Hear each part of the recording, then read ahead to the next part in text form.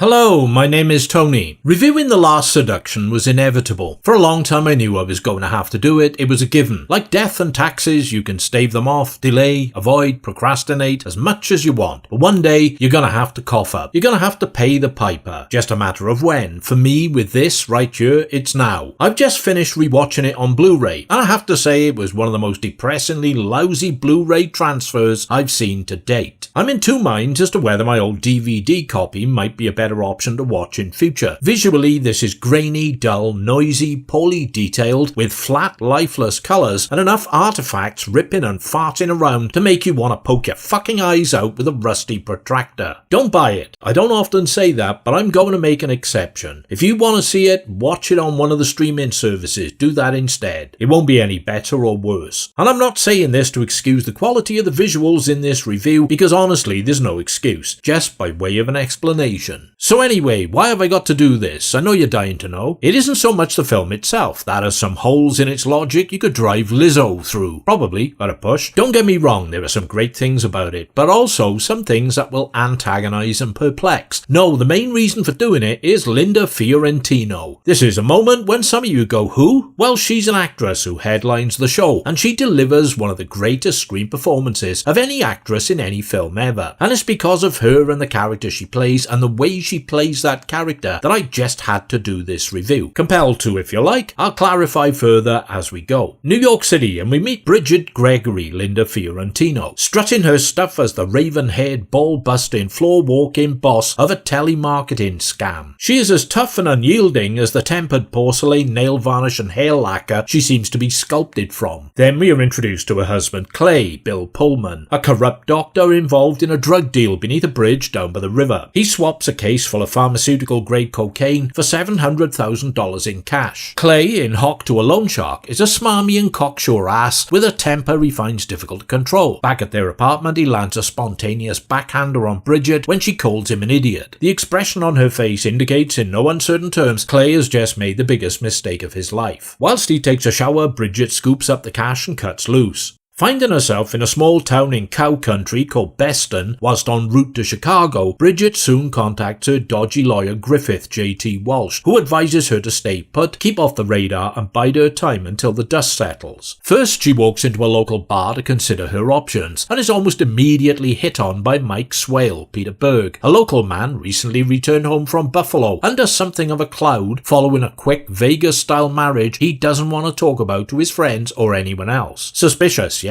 He's not exactly as sophisticated. His desperate chat-up line, I'm hung like a horse. Think about it. Perhaps not something the wit and charm of Jane Austen would have conjured up to woo a young lady with. Bridget responds by shoving her hand down his pants to check things out, then sniffing her fingers to ascertain his level of personal hygiene. It meets with her approval, so in a short space of time she's using him for rough, frantic sex. Trouble is, Mike the dope is quickly smitten and wants all the reciprocal touchy-feely relationship stuff, whereas Bridget is utterly repelled by any such notions and makes no bones about it. Our girl cons her way into a position at a local insurance firm under the alias Wendy Croy and rents a house, giving the impression of a lone woman hiding out from her violent husband and settling into a cycle of work and banal domesticity. Meanwhile, Clay's had his hand crushed by the loan shark and is desperate to find Bridget and the money to avoid any further physical damage. He engages the help of a shady private investigator, Harlan Bill Nunn, when Bridget rings Clay to sort out some amicable solution, but really to estimate how close he might be to finding her, Harlan traces the call to the area code. They're getting closer. Things turn a shade darker. Mike, who is a claims adjuster for the same insurance firm, shows Bridget how to determine that a client is cheating on his wife by reading his credit reports. Bridget suggests selling murders to the wives, give them the evidence, then offer to kill the husband for a cut of the life insurance payout. She suggests they start with Collier, a cheating, wife-beating husband living in Florida. Mike is appalled and wants no part in it. Bridget, under the pretext of travelling to Florida to bump off Collier, instead heads to Buffalo to track down Mike's ex-wife Trish and discover his secret. Upon returning, she shows Mike the money she stole from Clay as bogus evidence that she has committed the murder and been paid. She sells it as a means for them to have a future together and declares that she loves him. She manipulates further by insisting that he must do the same, killing a tax lawyer from NYC called Cahill, who is cheating old ladies out of their homes, purely as a declaration of love and to make things things even between them. Mike refuses point blank and storms off. Harlan has found Bridget and holds her at gunpoint, demanding the return of the money. She agrees to drive him to where she has it hidden. On the way, she notes that Harlan isn't wearing a seatbelt and that the vehicle has an airbag on the driver's side only. Light-heartedly questioning the myth about black men and the size of their manhood, she asks Harlan to show her his penis. She tells him she's never seen one and is curious. Eventually, with persistent goading from Bridget, he relents and unzips his flies to flash his knob. You'll shut the fuck up if I show you? I'm sure I'll be too stunned to speak. At which point, Bridget accelerates and plows the vehicle into a tree, sending Harlan through the windscreen and killing him outright. Recovering from superficial injuries in hospital, Bridget tells the police Harlan abducted her with intent to rape, evidenced by him having both his gun and his dick out at the same time. I mean, what else could he have been up to? When Mike gets a letter from his ex-wife informing that she is moving to town to be closer to him and give their relationship another shot, he panics. He reconsiders Bridget's murder plan as a financial means of moving far away. Bridget, whose party piece is mirror writing and forgery, has faked the letter. Mike heads for NYC and arrives at Bridget's apartment building the address she's given him. He confronts, gags and handcuffs Clay with the intention of shooting him. Clay draws his attention to a wedding photograph and informs Mike that Bridget is his wife. When Bridget arrives, she isn't surprised at all to find that Clay is still alive and that Mike has failed to knock him off. Taking matters into her own hands, Bridget empties a can of mace into Clay's mouth, resulting in a short but agonizing death. Shocked by Bridget's actions, Mike dials 911 to report the murder he's just witnessed, which is when she reveals to him she knows his secret, that he in fact got married to either a man in drag or a transsexual. It's not specified exactly. Mocking, goading and casting aspersions on his masculinity whilst throwing some homophobic slurs his way, she induces Mike to lose control and rape her whilst the 911 call connects and the handler hears everything, along with a strong implication that Mike has just killed Clay. Mike ends up on remand, charged with murder and rape. His one chance to help verify his account of events is the Cahill name tag on the apartment bell button, provided it's still there. See, there's usually one final overlooked detail or clue in a noir movie that can evidence the truth and trip up the perp. Is that the case here though? Has Bridget been careless? What do you reckon? Originally, production company ITC Entertainment intended it to be a direct-to-late-night cable TV movie. Probably explains the ropey quality of the master copy resulting in such a substandard Blu-ray. A shame because cinematographer Jeffrey Jur makes fantastic use of understated lighting, shadows and some inspired camera angles for the visuals which would have benefited greatly from a sharper, clearer, less janky cut. As would we all. It's all complemented by decent sound and Joseph Vitarelli's upbeat jazz score, which delights in being at odds with noir genre expectations when it comes to music composition. Director John Dahl previously had a moderate critical success with a noirish Red Rock West featuring Nicolas Cage and Dennis Hopper. I know I've seen it on VHS back in the day, but damned if I can remember anything about it. His style is elegant and hip, and the flow of the film is monorail slick. Although the writing by Steve Barancic is as sharp and stinging as a straight razor dipped in quicklime in the dialogue stakes, the narrative has some logic flaws. Notably, Trish looks like a man dressed as a woman. Sorry, but it's true. No matter how blind drunk a guy is, I find it a bit of a stretch that he'd be fooled enough to agree to an impromptu marriage with someone who looks like Meryl Streep's grandson with a wig slapped on him. It might just be me, but it doesn't seem plausible. And again, might just be me, but I find that jarring.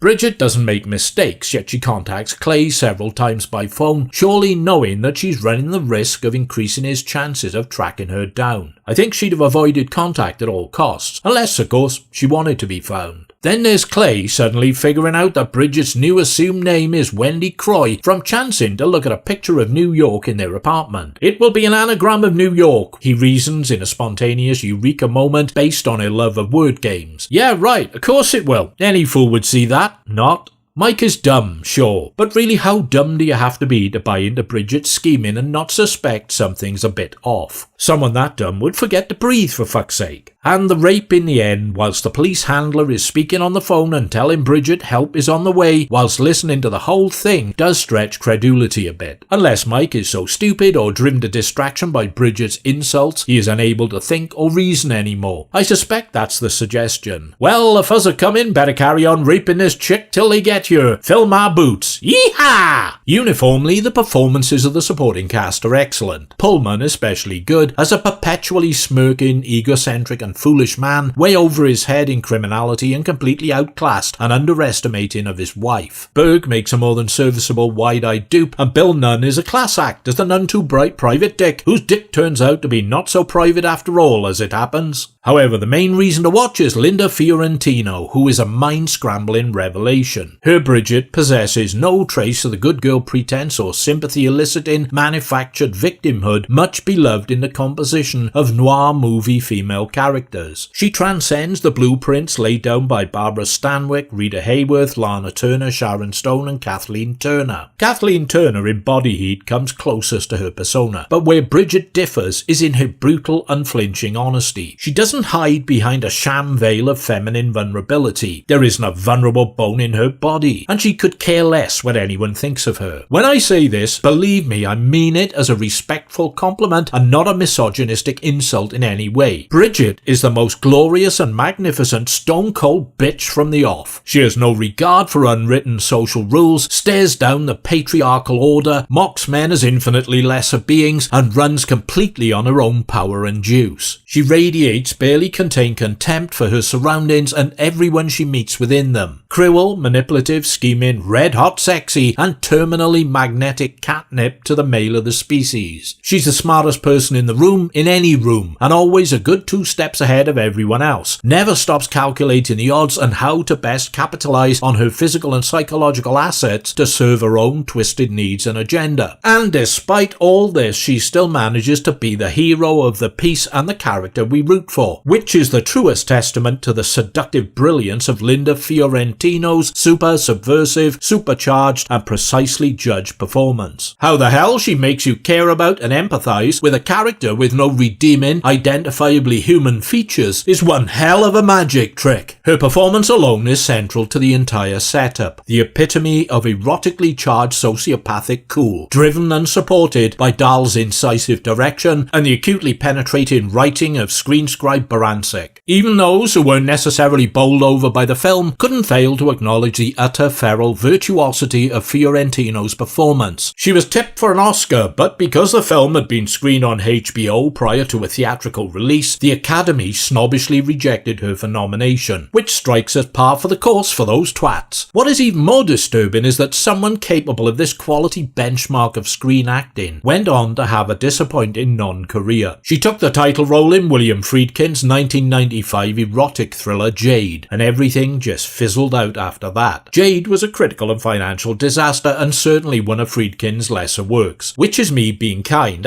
Fuck being kind. Let's be honest instead. It was fucking dreadful. Seen it once, I'll never see it again. But that's beside the point. Is Bridget a feminist icon? It's been suggested, but as I can't speak as a woman, not without putting my nuts to the flame, I don't know, and it's probably not for me to say. As a male, all I can tell you is, I was with her all the way. Go Team Bridget! She is astonishingly beautiful, one of the sexiest creations ever to glide across the screen, in her perfectly fitting black and white ensemble, great fashion choice by the way, and a phenomenal source of attraction. She will hold you spellbound with her dangerous personality, wicked dark humour, acid contempt, and electrifying behaviour, and you may come to love her for it, which might well prove to be a dangerous situation to be in. Watch this film for her presence, if nothing else. There was a sequel in 1999, The Last Seduction 2, which I haven't seen, and I'm in no all-fired rush to watch it either. If you're wondering why that is, it stars Joan Severance as Bridget and was directed by the infamous Terry Marcel, half of the brains trust behind Hawk the Slayer. That should be explanation enough for anyone.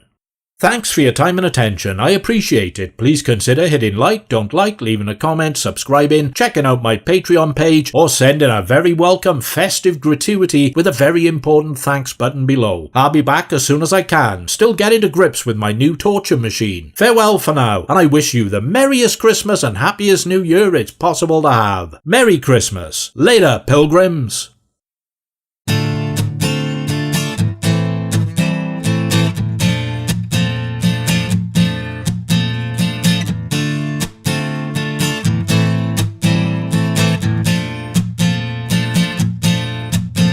With a smoke and a bottle, I travel full throttle into some kind of perilous shit, where nothing seems real and the pain that I feel doesn't bother me one little bit.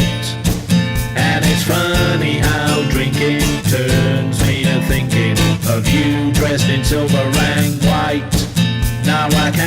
can't help but grieve for the last Christmas Eve, when you kiss me and held me so tight. Hugs and kisses, Christmas wishes, here's to your health. Have a Merry Christmas, the very Christmas you'd wish for yourself.